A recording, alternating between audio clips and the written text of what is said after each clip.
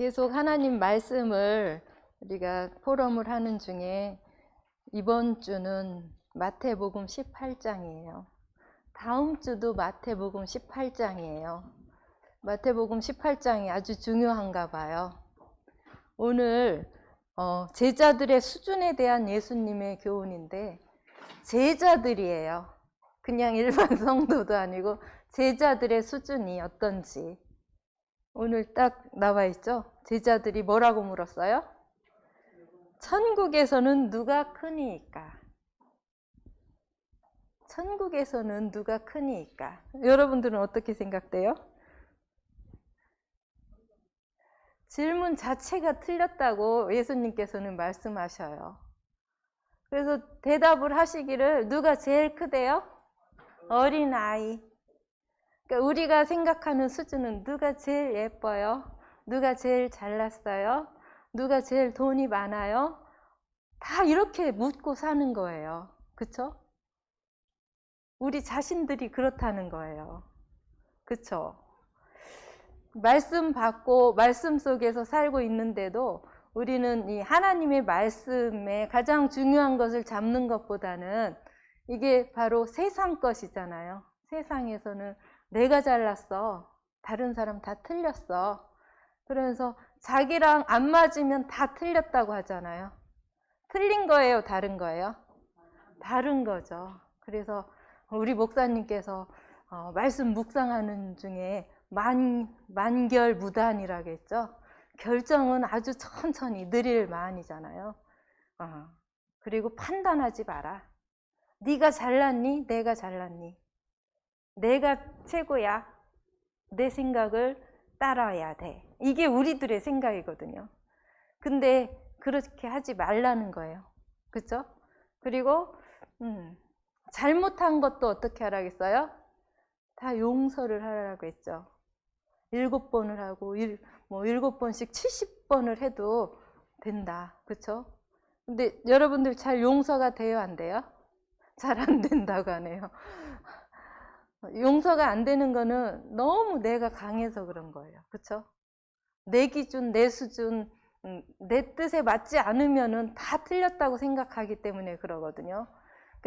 선생님도 계속 하루하루 1년, 2년 살면서 이렇게 생각이 계속 바뀌는 거예요. 어떻게? 내 중심에서 말씀을 통해서 아니구나. 세상 사람들도 그러거든요. 진짜 인격을 가진 사람은 이렇게 자기 중심으로 하지 말고 다 골고루 보고 용서하고 이러라고 하는데, 우리는 누구예요? 하나님 자녀 렘넌트예요. 그렇죠? 진짜 복음을 가진 사람들이에요. 그래서 마태복음 18장을 이번 주 다음 주 다 포럼을 하는데, 우리의 삶 속에서 실제로 내가 복음을 가장 소중히 여기는지, 복음으로 판단을 하는지, 이런 것들을 좀 깊이 생각하는 주간이 됐으면 좋겠어요. 그리고 여러분들 좀 어려워도 이번 주 다음 주까지니까 마태복음 18장을 쭉 한 번씩 이렇게 하루에 한 번씩이라도 읽어보고, 힘든 사람은 하루에 5절씩이라도 한 번씩 읽어보면은 어릴 때 복음으로 판단이 되고 복음으로 모든 것이 결정이 된다면 끝이죠.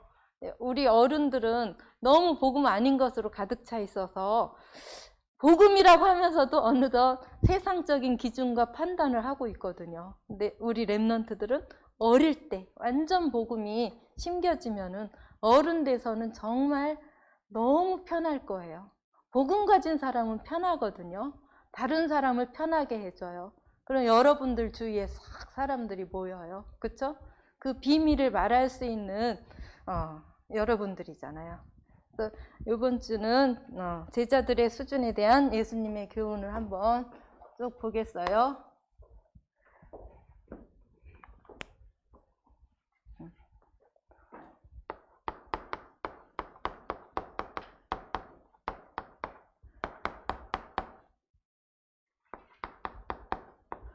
수준에 대한 예수님의 교훈. 그래서 첫 번째,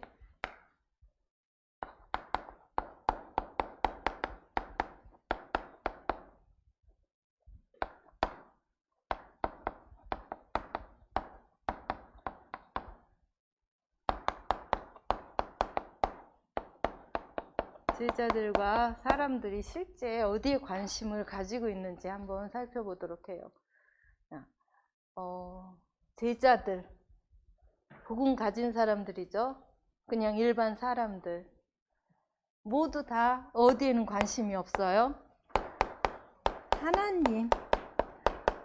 하나님. 나의 힘이 되신 여호와, 내가 주를 사랑합니다 라고 우린 고백하고 찬양하죠. 실제 갔을 때 삶 속에서는 내가 진짜 하나님을 사랑하는지 사람을 사랑하는지, 선생님이 요즘에 계속 질문을 하거든요. 내가 24시 하나님, 성삼위 하나님과 함께 하는지 다른 것에 관심이 있는지. 진짜 영적인 거고 가장 소중한 건데 선생님은 요즘 계속 그 질문을 하게 돼요. 이 진짜 영적인 사실, 하나님이 창세기 1장 1절 이 세상을, 만물을, 땅의 것, 땅 위의 것, 땅 아래의 것, 모든 것을 다 창조하신 여호와 하나님이라고 했잖아요.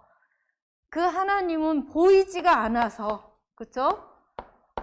요한복음 4장 24절, 보이지 않아서 자꾸 보이는 것에만 우리가 관심이 가고 24시가 되는 것 같더라고요. 선생님의 체험이에요. 여러분들은 안 그렇죠? 24시 하나님, 오직 성삼의 하나님, 보좌, 이게 계속 집중이 됩니까? 저는 안 되더라고요. 그래서 되려고 계속 생각을 바꾸고 있어요. 이명숙 지금 어디에 관심이 있느냐, 선생님 자신한테 계속 질문을 하거든요.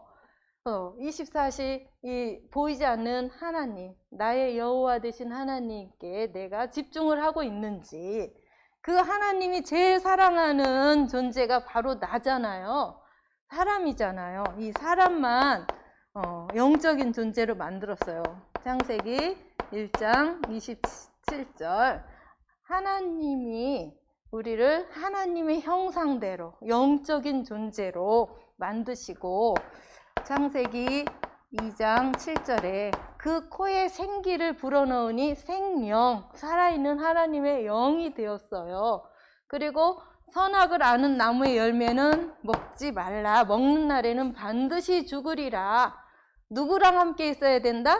하나님과 항상 함께 있어야 된다라는 언약을 주셨잖아요.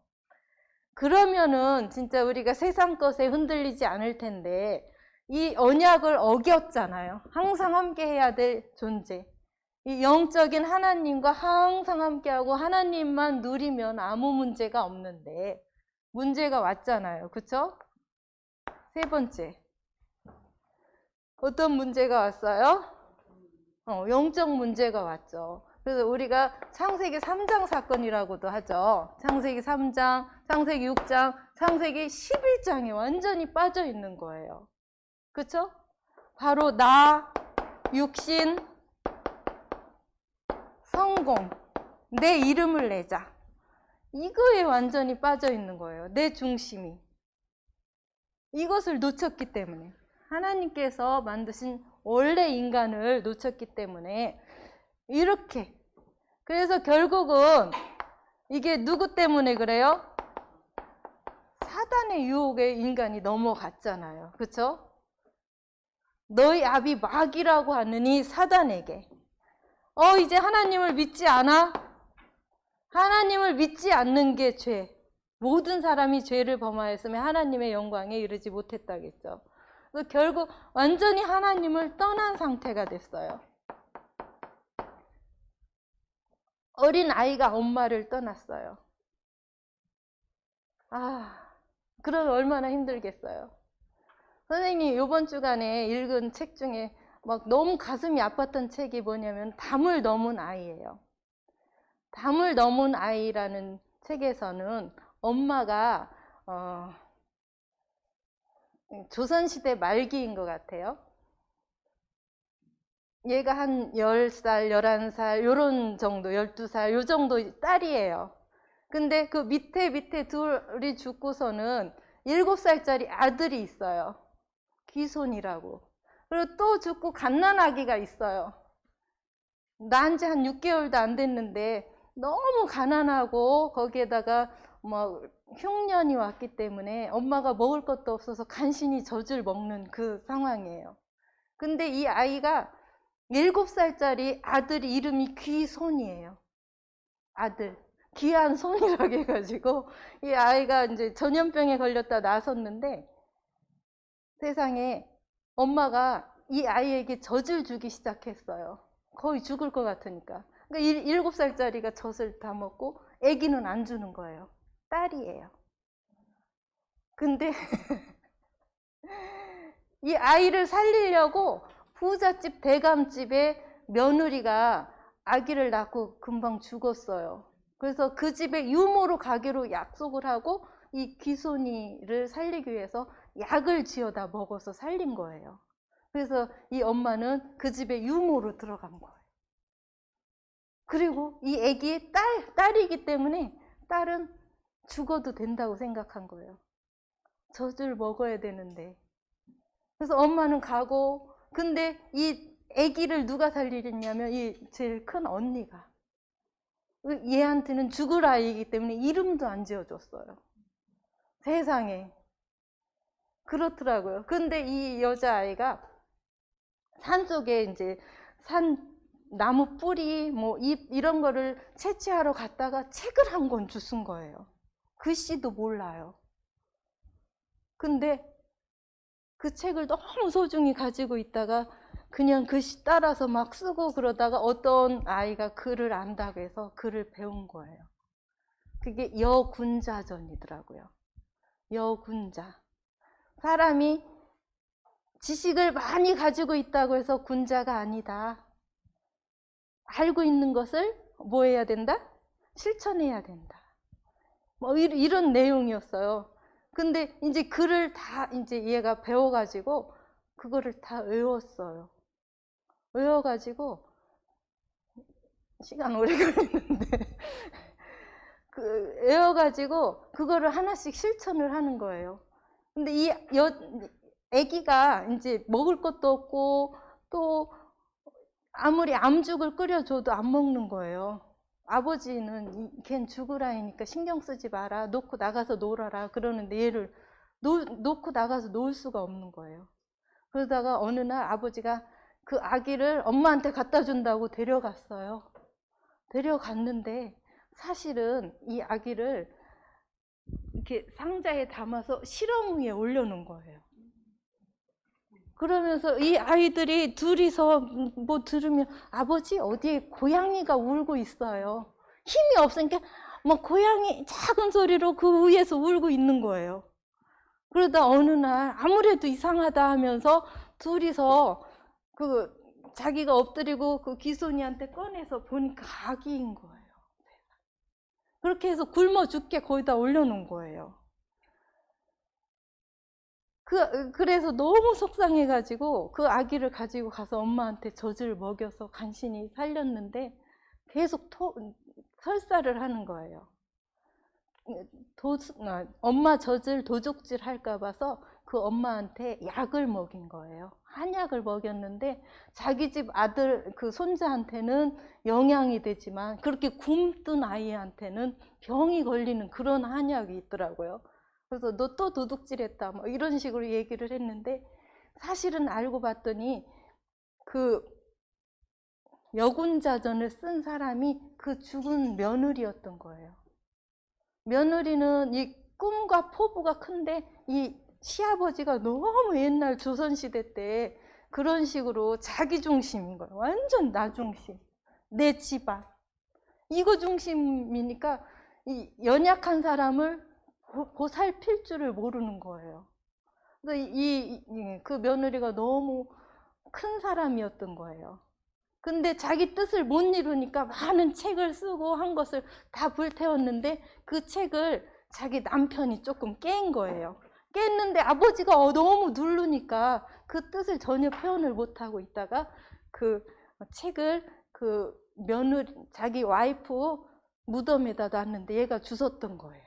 다음날 가보니까 없어졌던 거예요.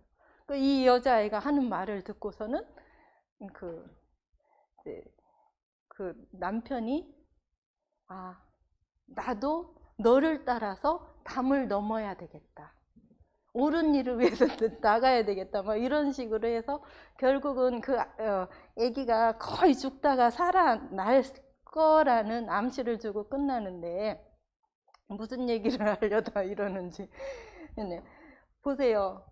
세상 사람들은 진짜 너무 잘 살고 또 뭐 이름 있는 명문 대감집이지만 그게 진짜 인간이 살아가야 할 방법은 아니잖아요. 여군자라고 하지만 이 복음이 없지만 사람으로서의 사는 방법은 뭐예요? 복음과 닮았어요. 그러니까 복음이면 다 되는데 사람들이 복음을 모르는 상태에서 어느 정도 경지에 오른 거죠. 아무리 돈이 많고 그래도 이런 상태이기 때문에 보이지 않는 뭐가 있어요? 영적인 고통 속에 빠져 있는 거예요. 그렇죠? 이 고통에 빠져 있어요. 근데 이 하나님은 우리에게 언약, 맹세를 주셨죠? 잘 알고 있죠, 여러분들은. 그 첫 번째 언약이 뭐였어요? 무엇을 하시겠다? 우리 이 인간들, 여기에 빠져 있는 이 인간들에게 구원을 해 주시겠다. 구원에 대한 맹세, 언약을 하신 거예요. 그 이유 여러분들 잘 알고 있죠? 이유 창세기 3장, 6장, 11장 뿐만이 아니라 불신자 6가지 상태에다가 사도행전 3장, 13장, 16장, 19장에 그 문화 속에 완전히 저주 속에 빠져 있는 인간들. 그리고 마태복음 24장 1절에서 13절을 보면 어때요? 어떤 일이 일어난다겠어요? 민족이 민족을, 나라가 나라를 처처에 기근과 뭐 여러 가지 전쟁이 일어난다겠잖아요. 이게 끝이 아니라 시작이라겠잖아요. 지금 많은 전쟁이 일어나고 있잖아요. 그렇기 때문에 보세요. 마태복음 24장 1절에서 13절. 그리고 많은 사람들이 이렇게 나 육신 성공 중심으로 겉으로 보기에는 다 잘 사는 것 같지만 마태복음 11장 28절 보이지 않는 짐을 지고 있잖아요. 그렇죠? 고통의 짐을 지고 있는 이 인간을 거기에서 뭐 하시겠다? 건져내시겠다. 사단과 죄와 하나님 떠난 지옥에서 우리를 건져내시겠다. 그분이 바로 약속을 하셨는데 구원자를 약속을 하셨죠. 창세기 3장 하나님 떠나자마자 어떤 약속을 주셨어요? 창세기 3장 15절 여자의 후손이 와서 사단의 머리를 박살낼 것이다 라는 약속을 주시고 출애굽기 3장 18절 너희가 노예에 있을 때 지옥과 같은 애굽에 있을 때 유월절 어린 양의 피를 문설주에 바르면은 거기서 빠져나올 것이다. 그리고 하나님 떠난 우리에게 임마누엘로 이사야 7장 14절 항상 함께 하시겠다라는 약속을 주셨어요. 그렇죠? 근데 이 약속을 구원자 되신 누구? 예수 그리스도께서 실제로 그 약속을 이루셨어요? 안 이루셨어요? 이루셨죠. 요한일서 3장 8절 그리고 마가복음 10장 45절 매일 여러분들 고백하고 말씀 각인시키고 있죠? 요한복음 14장 6절에 참 왕, 참 제사장, 참 선지자 되신 그리스도께서 우리를 이 죄와 저주 사단 권세에서 건져내시겠다. 그걸 실제로 이루셨죠. 맹세를 하고 맹세를 반드시 이루시는 여호와 하나님이시잖아요. 근데 이 사실을 모든 인류한테, 과거, 현재, 미래 모든 인간들한테 주신 약속인데, 이 약속을 뭐 하기만 하면 돼요, 우리는? 믿기만 하면 되죠. 뭐 돈 1억 내라고 했어요? 믿기만 하면 되는데, 믿어요, 안 믿어요? 우리는 믿었죠. 그쵸? 믿어서 구원에 이르렀어요. 그쵸? 그래서 요한복음 1장 12절, 영접하는 자, 그리스도를 주인으로 영접하는 자는 하나님의 자녀가 된다고 했잖아요. 그죠? 에베소서 2장 8절에서는 우리가 이 믿는 게 선물이라고 했죠. 은혜에 의하여 믿음으로 구원을 얻었으니 하나님의 선물이라고 했어요. 우리는 선물, 세상에서 가장 큰 선물을 받은 자들. 진짜 이 지와 저주 사단 권세에서 여기에서 완전히 우리는 빠져나올 수 있었어요. 예수님을 그리스도로 믿어서. 그쵸? 너무 감사하죠. 감사하니까 어떻게 해야 돼요? 여러분들 좋은 거 있으면 어떻게 해요? 자랑하죠. 그쵸? 세상에서 가장 소중하고 가장 좋은 거 우리 받았잖아요. 이거를 우리는 전달을 해야 돼요. 그쵸? 이게 뭐예요? 세계 많은 사람들이 다 이 가운데 빠져 있잖아요. 이 가운데 빠져 있잖아요. 이 사람들한테 복음을 전하는 걸 세계 복음화라고 그러죠. 세계 복음화에 대한 맹세도 하셨어요. 그렇죠? 반드시 이루시는 하나님이죠. 우리 노아가 방주를 만들어서 전 세계의 물바다가 되었을 때 이제 밖으로 나올 수 있었죠. 그때 예수님께서는 창세기 9장 7절인가요? 여기에서 민족 뭐라고 했어요? 너희는 생육하고 번성하여 땅에 가득하여 그 중에 번성하라.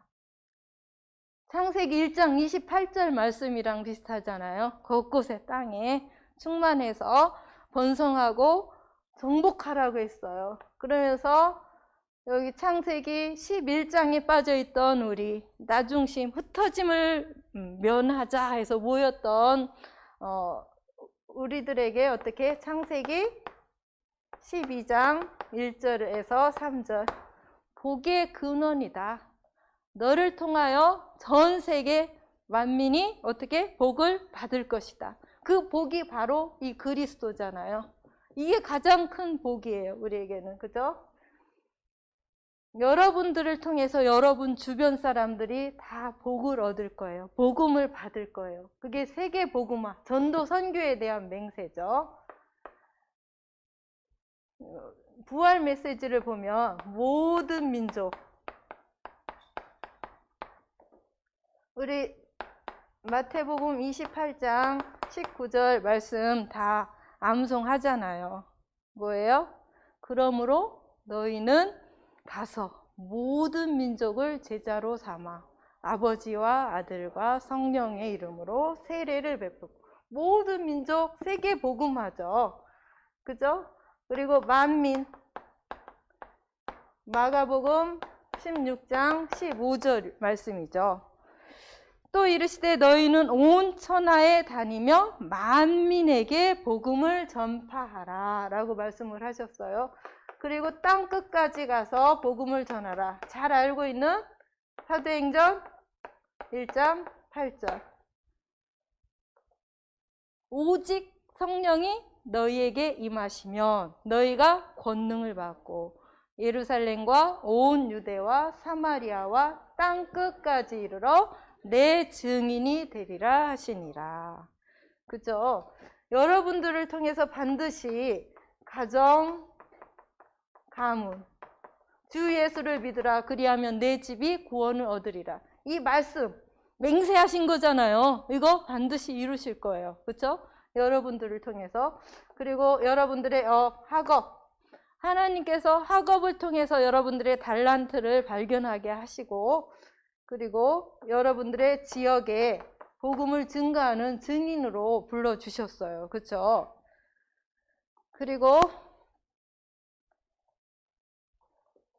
네 번째, 너희는 너희 힘으로 해요, 안 해요?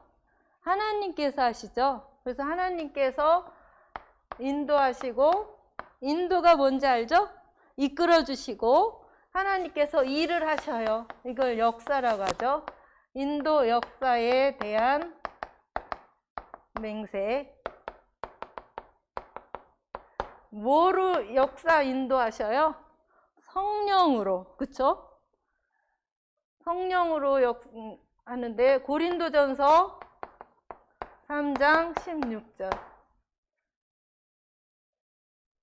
너희는 너희가 하나님의 성전인 것과 하나님의 성령이 너희 안에 계시는 것을 알지 못하느냐.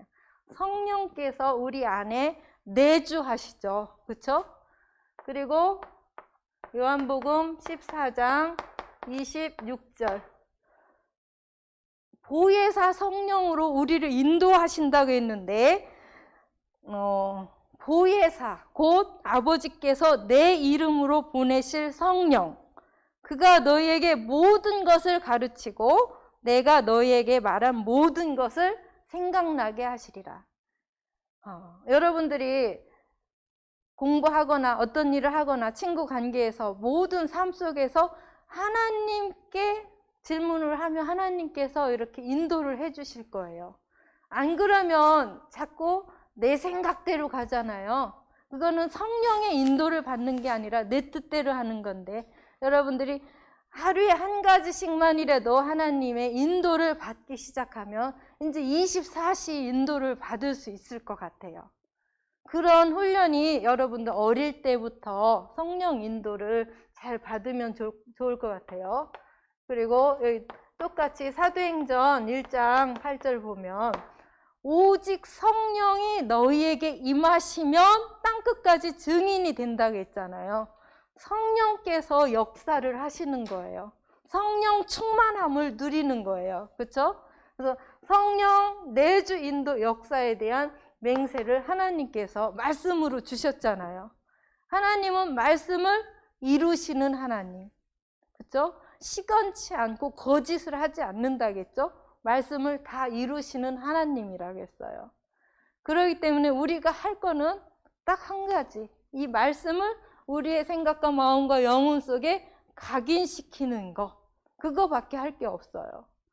그래서 꼭 생각해야 될 게 신명기 6장 4절에서 9절의 말씀. 무엇을? 이 말씀을 마음에 각인을 시켜라. 말씀을. 그래서 매일매일 눈을 뜨면 하나님께 감사 기도하면서 여러분들이 알고 있는 여기 선지자 왕 제사장 대신 이 말씀만이라도 고백을 해도 좋죠. 주는 그리스도시요 살아계신 하나님의 아들이시니다. 이렇게 고백하면서 우리가 할 수 있는 것은 이 맹세를 우리에게 주시고 이루시는 하나님이시기 때문에 성삼위 하나님께 집중을 하는 거예요. 자꾸 내 생각이 분산이 돼서 다른 것에 관심을 갖는 것이 아니라 여기에 관심을 가질 때 모든 일, 사건, 사람 관계 속에서 하나님께서 역사하시고 인도하실 줄 믿습니다. 하나님 감사합니다. 제자들과 사람들은 하나님의 것, 영적인 것에 관심을 갖지 않고 세상 것, 내 것에 너무나 관심이 많습니다. 우리는 실제 하나님의 남겨준 자 렘넌트로서 어릴 때부터 오직 하나님 것에 관심을 갖고 하나님께 집중하고 올인할 때 하나님께서 모든 일에 생각나고 가르쳐 주시는 성령의 역사가 이루실 줄 믿습니다. 약속, 언약, 맹세를 주시고 이루시는 성삼위 하나님께 감사를 드리며 살아계신 예수 그리스도의 이름으로 기도드렸습니다. 아멘.